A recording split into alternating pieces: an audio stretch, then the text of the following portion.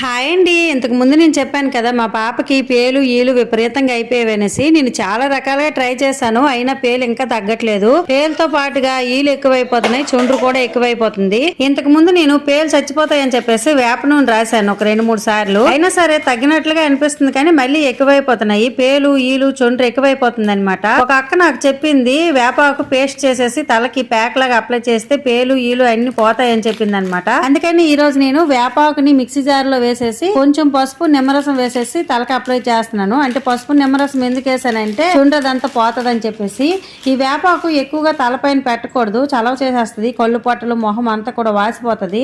1 గంట సేపు ఉంచేసి తలస్నానం అయితే చేయించేసాను. మరి ఈ పేలు ఈలు తగ్గాలంటే పిల్లలకి ఏం చేయాలో ఏంటి అనేది అర్థం అవ్వట్లేదు. మీ పిల్లలకి ఎప్పుడైనా ఎలాంటి ప్రాబ్లం ఉంటే మీరు ఏదైనా ట్రై చేసి తగ్గినట్లయితే కామెంట్ చేయండి. మా పాపకి ఈ స్మెల్ నచ్చలేదు కానీ మరి తప్పడం లేదు. వీటితో అయినా పేలు తగ్గుతాయో లేదో చూడాలి. Bye bye.